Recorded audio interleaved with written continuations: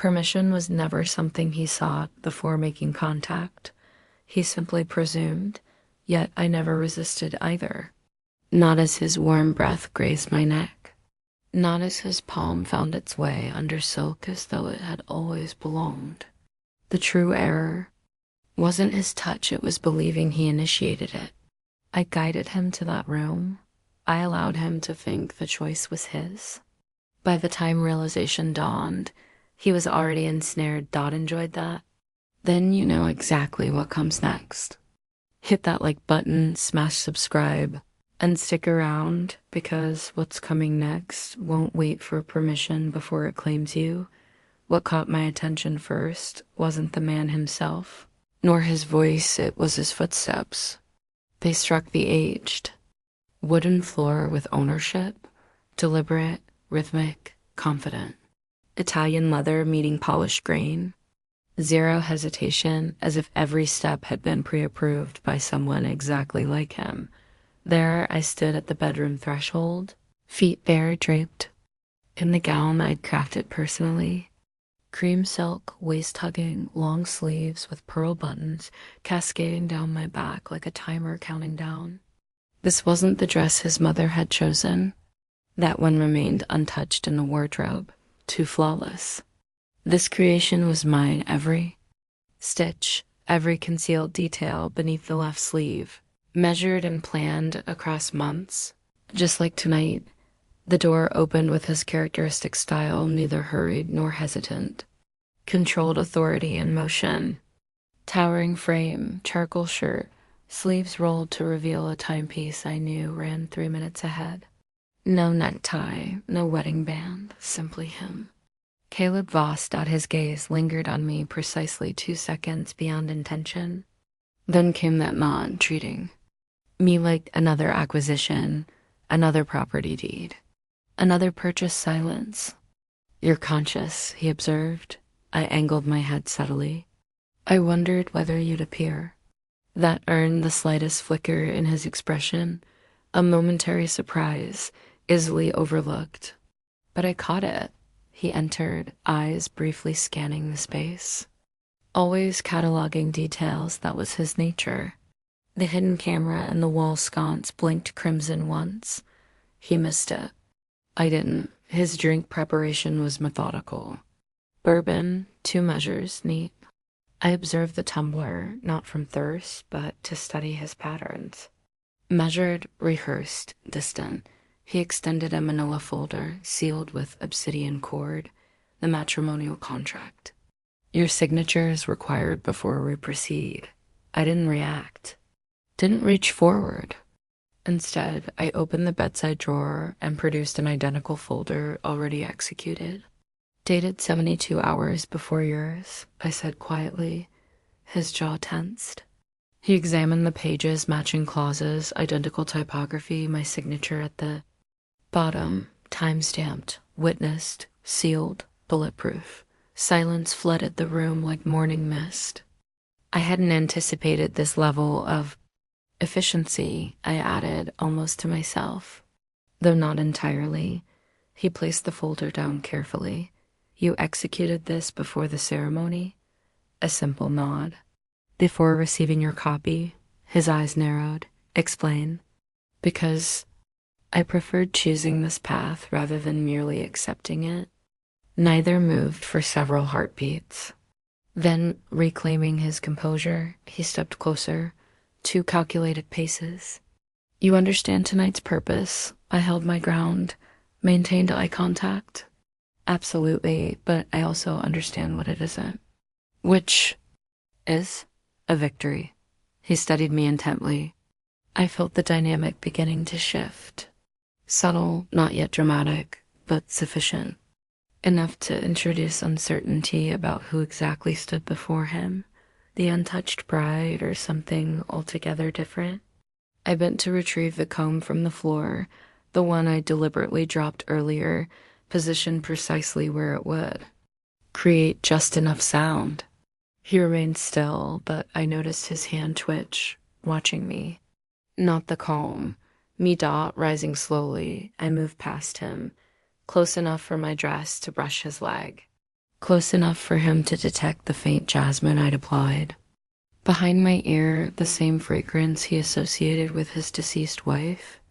No one had shared that detail, but I'd read the interview transcript from 2 years prior, page 4. Why jasmine? I heard him ask. It settles the atmosphere, I replied without turning. I felt his observation. Not desire, not yet, but something. More dangerous. Doubt. Settling at the bed's edge, I let quietness accumulate, then softly asked, Do you believe I fear you? His voice remained level. Should you? I smiled, not sweetly. Only if you think authority affects everyone identically. He stayed standing, glass in hand, watching me like a predator circling what it believed was prey, unaware it had wandered into a trap constructed from mirrors. I assumed you were, he began, innocent? I completed. No response. I rose again slowly, leaning close enough for him to feel my breath on his neck. Let's establish clarity, Mr. Voss. You may possess this house, but I control what occurs in this chamber. He neither moved nor spoke, not from unwillingness, but because he was still calculating, searching for the mismaneuver. That's how it commences, isn't it? Not with fireworks or romance, not with rings or kisses, but with the sound of footsteps, unpolished wood, and the realization that the person you believed you owned was already watching you lose. The dawn following our wedding, I prepared coffee as if it were ordinary. Something sacred existed in the routine porcelain clinking, roasted bean aroma, the kettle's gentle whistle. My movements were purposeful, deliberate. Caleb wasn't awake yet, or, if conscious, he made no sound. Perfect. Men like him dislike waking up surprised. They prefer waking up in command. Today, however, the rhythm belonged to me. White again, not the wedding gown, not even silk. Simple cotton, loose, comfortable, but still white, still intentional. White commands attention, while deceiving. It signals purity, innocence, harmlessness. Exactly what I needed him to continue believing. He appeared around 7:10, barefoot in charcoal pajama bottoms and a crisp white shirt, still creased from packaging. A man attempting to disguise himself and failing. You rise early, he said, voice rough from sleep. I didn't turn. Old patterns. Do you always dress this formally for breakfast? Now I faced him. Do you always question your wife's wardrobe choices? He paused. Only briefly, but I counted 1, 2. No, but I do question things that seem overly calculated. That must complicate your existence considerably. A slight smile touched his lips, but not the victorious kind. We occupied opposite ends of the lengthy table that could accommodate 14. Neither claimed the center, that empty stretch of polished wood between us like diplomatic neutral territory. He watched me eat. I permitted it. Then, without warning, I dropped my utensil.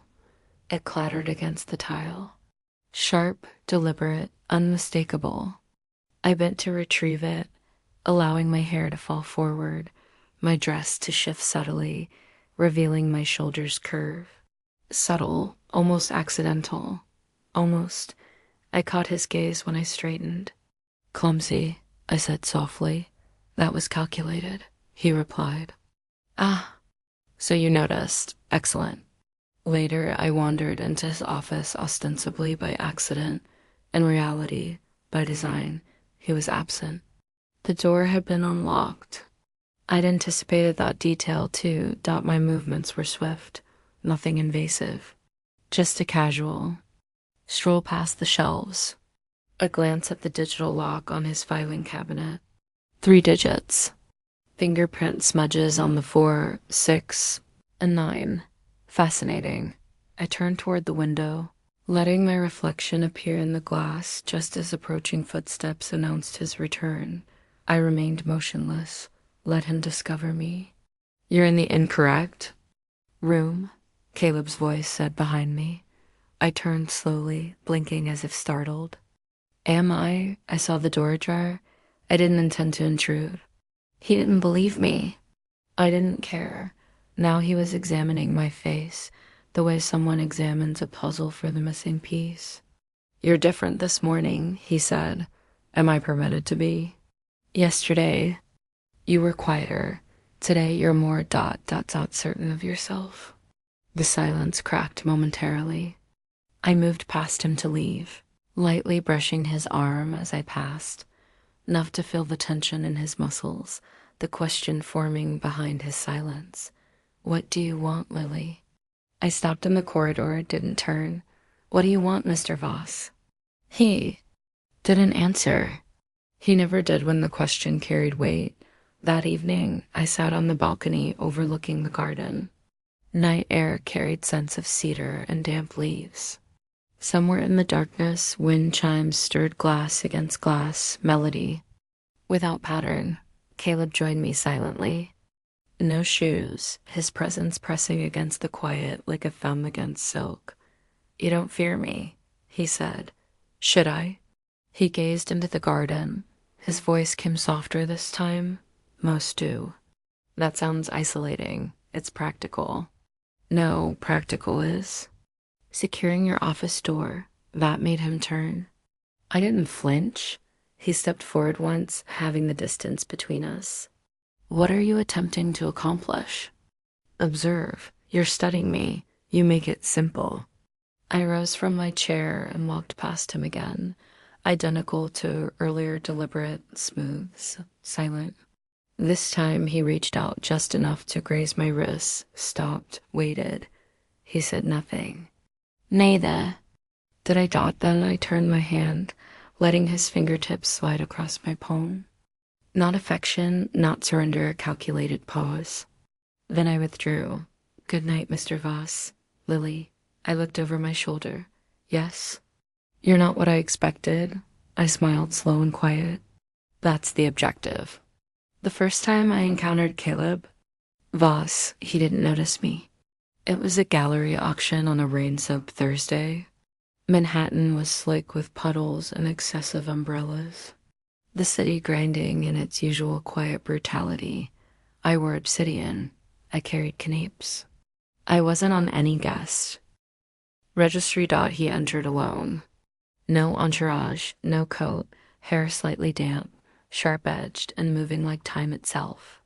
I didn't know then what I desired from him, but I knew I'd remember him. He positioned himself at the room's far end, silent as people. Orbited him, not speaking, not needing to. One man leaned in to offer a handshake. Another woman laughed too brightly and touched his shoulder. He reacted to neither. He stared at the painting. Fisherman 1937, muted tones. A man in a boat holding an empty net. The auctioneer claimed the piece represented futility. Caleb purchased it anyway. That evening, I wrote the first entry in the leather journal that would become my closest approximation to a strategy guide. Didn't record his name, not yet. Just a description. Man in the corner, hands clasped, unreachable, purchases emptiness intentionally. I began following him, not the way people imagine. No trench coats, no surveillance vehicles, just information. Where he dined alone, what he read hardcovers with broken spines, whom he trusted virtually no one. 3 months later, I applied for a position at a boutique tailoring house, servicing some of his firm's clients. I accepted reduced pay for increased access. Every time his assistant delivered a suit, I watched for thread colors, for notes left in pockets, for details most people never noticed.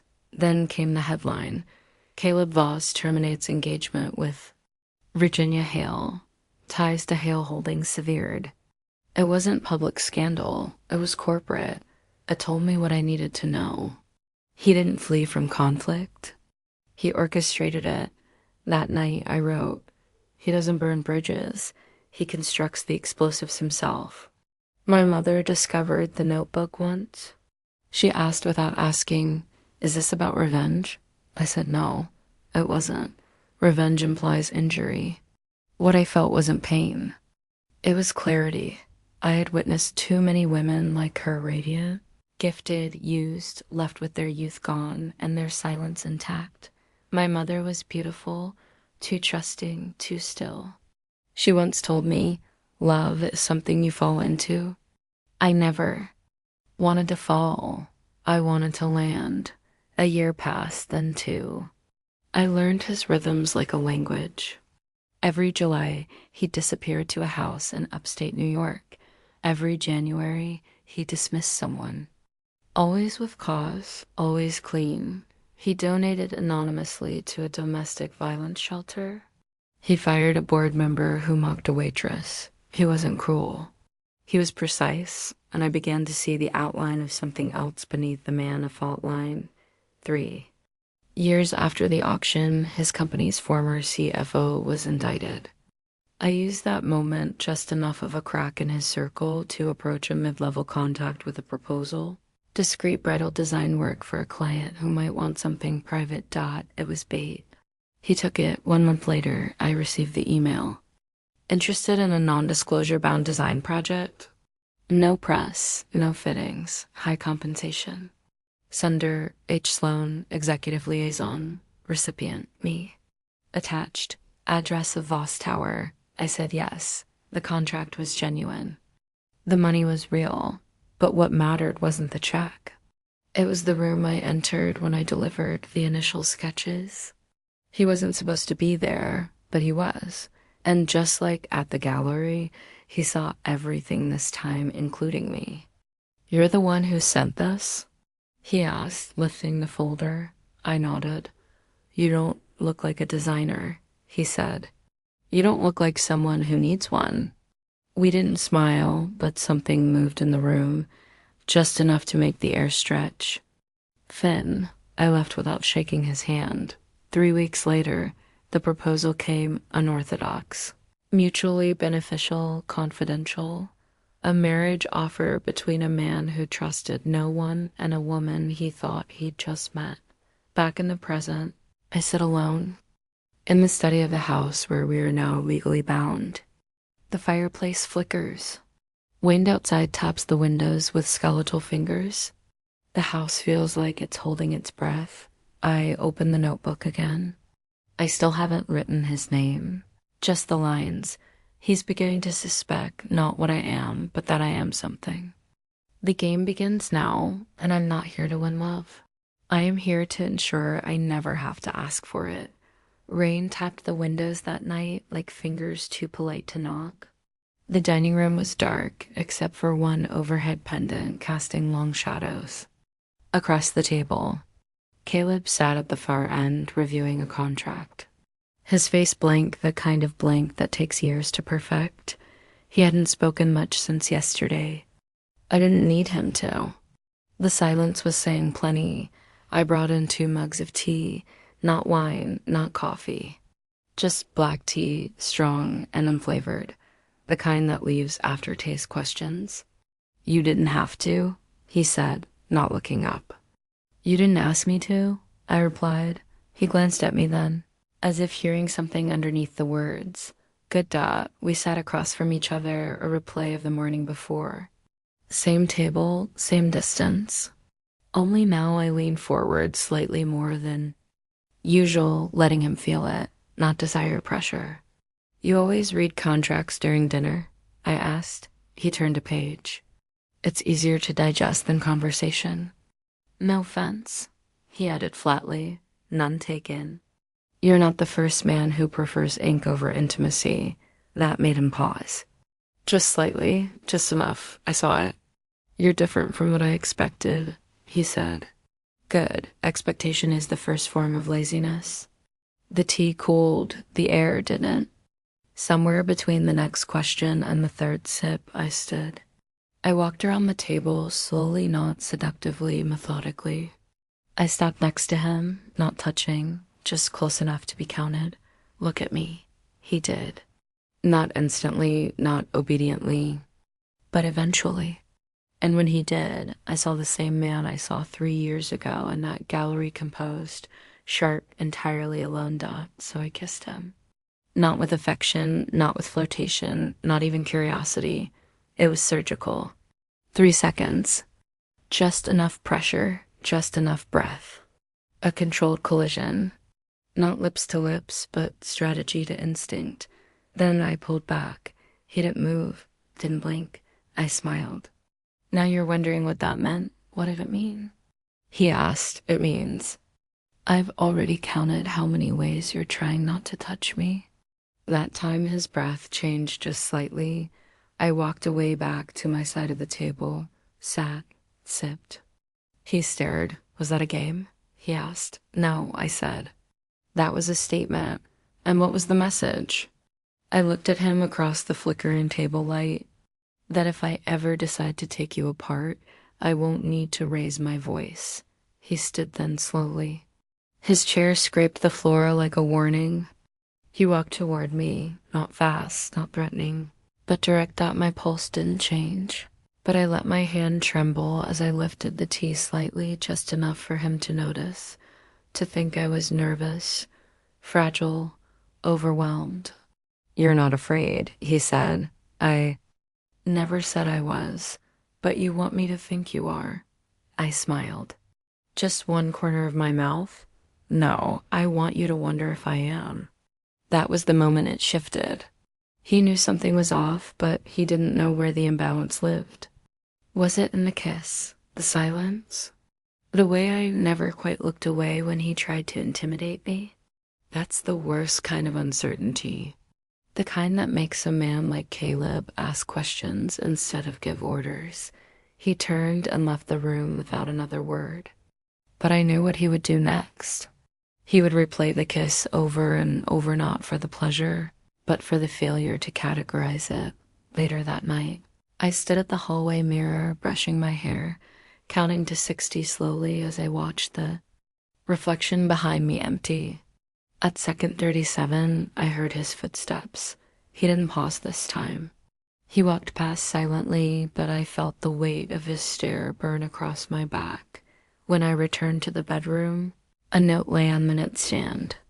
Not handwritten, typed, businesslike. The terms of our agreement remain unchanged. No physical obligations unless mutually initiated. That kiss does not qualify as mutual.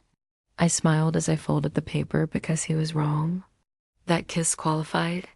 As declaration, I opened my notebook, flipped to a fresh page. No name, just the line. He tasted like restraint, but his silence tasted like surrender. The rain returned that night heavier, angrier. It clawed the windows like it wanted in. But the house stayed warm. Still waiting, I waited too. I lit a single lamp near the bed. Dim amber, the kind that blurs the edges of everything, even truth. The silk robe I wore was pale gray. No lace, no games, just fabric that whispered over skin. I knew the room's layout by now. Every creaking board, every inch of carpet, and more importantly, I knew what he expected to find when he walked in. Obedience, nervousness, maybe desired dot if he was lucky. He wouldn't get any of that. Not tonight. He entered around 10:43 p.m. I heard his steps before I saw him, slower than usual. His shirt was undone at the collar. His sleeves were rolled. Rain still clung to the ends of his hair. You're awake, he said. So are you. He looked at the bed, then back at me. You're not. Under the covers, I'm not cold. He hesitated, the first crack. Then he stepped inside, closing the door behind him like someone sealing a room off from air. He stood there, silent, waiting for me to flinch. Instead, I moved toward him. One step too barefoot, silent. I reached up, touched the front of his shirt, and began unfastening the buttons. 1, 2, 3. I felt his chest tighten under my fingers. But he didn't stop me. This isn't what we agreed, he said. No, I whispered. It's what I've decided. That threw him. Good. Because every part of him had lived in that contract. Every inch of safety was written into clauses and signatures. But there were no clauses now, just breath and skin and intention. His shirt hit the floor. I stepped back. Let him see that I wasn't trembling. Let him feel how still I could be even. Here, even now, that I undid my robe, slowly, let it slide off my shoulders, not with seduction, with precision. The way you undress a blade. He stepped forward then, slowly, like a man walking into water he doesn't trust. His hand rose to my cheek. I caught his wrist, held it not tightly, but firmly enough that he paused.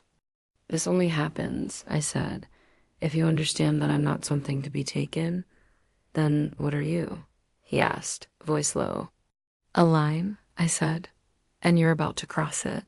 The kiss came from him this time, but it wasn't dominant. It was uncertain, exploratory. I let it happen, let him feel like he had a say. Then I pulled him down onto the bed.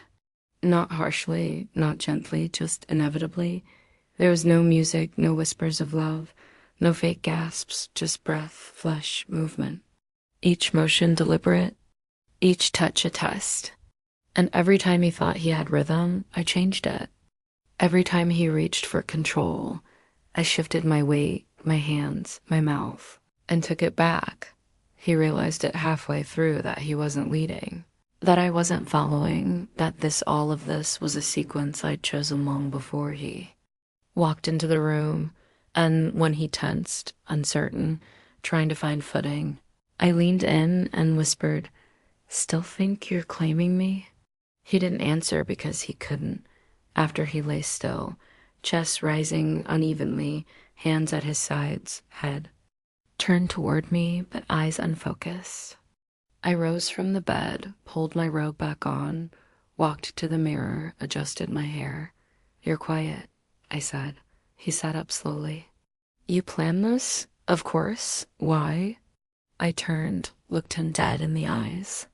"Because I needed you to know something before we go any further." "What's that?" "That the first time we touched, I wasn't yours and you weren't mine. You were on loan, and now I've returned you to yourself." He looked away. Then that was the surrender, not the sex. But the moment he realized I'd taken what no contract could protect, his certainty, I opened the drawer beside the bed, pulled out my notebook, wrote one line deliberate, permanent. He touched me like a promise, but I held him like proof. He didn't come to bed that night. I heard the door click behind him after I closed my eyes. He didn't slam it. Caleb Voss never slammed doors. He didn't need to. People like him didn't shout to be heard. They withdrew, and the silence did the punishing for them. But this time, the silence punished him at 3:08 a.m. I woke to the sound of footsteps in the hallway, slower than usual, barefoot, uncertain. I didn't move. I knew where he was going.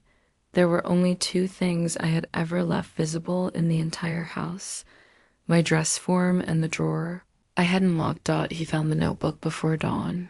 I imagined the moment. His fingers brushing over the worn leather. Cover, flipping it open, expecting poetry or maybe a grocery list. Instead, 4 years of recorded behavior, meeting locations, timestamps, emotional responses, notes on his voice when he was tired, his tells when he lied, his exact phrasing during negotiations, and how often he repeated keywords when nervous.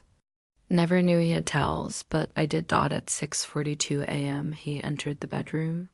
His face was unreadable, but his sleeves were rolled. And Caleb never rolled his sleeves unless something inside him was unbuttoning too. He didn't hold the notebook like a weapon. He held it like something fragile that's still cut. "You wrote about me," he said. "Yes, you watched me for years." "I did. Why?" I stood, not rushed, not defensive. I walked over to the window, let the morning light touch only the side of my face, because I needed to know how far men like you would go to feel powerful. He didn't speak for a long time. Then he asked quietly, "Was I ever not a target?" I turned then, not angry, not triumphant, just still. "You were never a target. You were a blueprint. A blueprint for what? For everything I never let happen to me." He sat not on the bed, on the floor, not dramatically. Like his legs just didn't hold him up the way they used to. That was the moment. Not when he read the pages, not when he found the notes, but when he sat on the floor. That was the moment he knelt, and it wasn't for me. It wasn't submission. It was realization. "Did you ever actually want me?" he asked, voice thick. "Not at first, and now." I walked over, sat on the edge of the bed, looked down at him like someone looking into water, trying to gauge the depth. "Now I want to see if you're capable of becoming something outside of power. That's not love." "No," I agreed. "It's clarity, and it's more honest than any vow I have ever heard." He rested his elbows on his knees, hands locked together. His head dropped for a moment, then he said, "I don't know who I am with you." I leaned down, touched his chin lightly, made him look at me. "That's the point, Caleb. You are always the man people saw coming. I want to see who you are when you don't arrive prepared." He stood slowly, but something in him had softened, or broken, or simply let go. "You win," he said quietly. "This wasn't a war." It was. "Then why are you still here?" He looked at me, the first time he really looked without calculation or edge. "Because even if I wasn't what you planned for, you've become the only thing I can't plan around." I stepped forward, rested my forehead lightly against his chest, not to yield, not to comfort, just to feel the beat of a man who is finally out of rhythm. "This marriage doesn't need saving," I whispered. "It needs honesty." And for once, neither of us is good at that. We stood there for a long time, two people with every wall exposed, not in love, but dangerously close to whatever comes before it, later. He left the notebook on my pillow, untouched, unburned. I flipped to the back and wrote one last line. Not about him, about me. I didn't build a trap. I built a room with no exits to see if he would stay. The sun broke through the curtains like it had no idea what we'd been through. It spilled gold across the hardwood floors, brushing the edge of the bed where I sat alone, knees pulled up. Spine straight, robe tied like armor. Caleb wasn't in the room. He hadn't slept beside me. But the notebook was still there on the pillow, exactly where he'd left it, unburned, unmarked, unread beyond what he needed to see, which meant one thing. He didn't want to win anymore. Downstairs, I heard sounds. Dishes being moved, cupboards opened and closed. For once, it wasn't the staff. I could tell Caleb was making breakfast. Not well, not naturally, but he was trying. I stayed upstairs not to punish him, not to test him, but to see how long it would take for him to come find me. It took 26 minutes. Heard his steps outside the door before he knocked, softly, once, like a question. "It's open," I called. He entered, holding two mismatched mugs. One had coffee, one had tea. He didn't know which I preferred. That mattered more than he realized. "I wasn't sure what you wanted," he said. "That's new for you." He didn't argue. He handed me both mugs. I took the tea. He sat on the edge of the bed close, but not touching. "I didn't read everything," he said. "I know, but I wanted to." I looked at him steadily. "That's the difference between you and the man I thought you were." We sat in silence for a while, drinking. The tea was too strong. The coffee was too weak. But neither of us complained. Something about the discomfort felt earned. Later that afternoon, I found him in the library. The fire was low. The light was warm. He was on the couch reading barefoot in a t-shirt I'd never seen before. Probably one he kept hidden under custom suits. I stood in the doorway longer than I needed to, then walked in and sat beside him. Not close, not far. Just enough to feel the heat radiating from where his thigh rested against the cushion. He looked at me once, then back at the page. "You're quiet," he said. "You're not used to that." "Not from you. Maybe you're just learning to hear me." The book in his lap slipped closed. He turned toward me slightly. "Not fully. Enough." I've been thinking, he said, about control, about why I need it. I said nothing. And I think I finally figured it out. It's not because I'm afraid of losing. It's because I never trusted what happens after. After what? After someone sees me, he looked at me, really looked. And this time I didn't shift away. I let my body turn. I moved slowly, not dramatically, not like a scene, but like gravity. I shifted until my head came to rest lightly against his shoulder. His arm didn't move. He didn't lean into it. He didn't pull away. He simply let me stay. I closed my eyes. Not because I was tired, but because the feeling of stillness was louder than I expected. This doesn't mean I forgive you, I whispered. For what? For making me feel like I had to be strategic in the first place. He nodded. I felt the movement against my temple. And this, he said, doesn't mean I've changed. Then what does it mean? That maybe we've both stopped pretending. We stayed like that for a long time. No kiss, no confession, no climax, just breathing. Two people finally too tired to perform dot, and in that quiet, I realized something I hadn't planned for. Not love, not yet, but the possibility of choosing rest and calling it enough for now. When I left the room, I didn't say goodbye. He didn't stop me, but when I reached the hallway, I heard his voice. Low, quiet, the first thing he'd said without armor since this began. I don't want to go back to who I was. That night, I couldn't sleep. Not from unrest, from release. I opened the notebook, turned to a clean page, and for the first time wrote not about him, but about us. Today, I rested my head, not to surrender, but because the weight was no longer mine to carry alone. The first morning we didn't try to. Outmaneuver each other felt strange. Not empty, just undramatic. No lines rehearsed, no moves planned, no waiting for the other to misstep. Just sunlight, just silence, just us. Caleb made breakfast, real breakfast. No mismatched mugs, no burned toast. He didn't ask what I wanted. He remembered. I didn't thank him. He didn't need me to. Ate on the back porch. The lake glimmered in the distance like a secret trying to behave. You're leaving today, he said after the second cup of tea. It wasn't a question. Just for a few days, I replied. I need time to think somewhere that isn't laced with strategy. He nodded. No protests, no baiting. He was learning. Will you come back? He asked. Would you ask me not to go if I said no? He smiled faintly, not the cold smile, a quieter one, sad, grounded, honest. No. I packed lightly, one bag, 2 dresses, my notebook. I left the original one here, the old leather one, filled with all the data I'd once weaponed,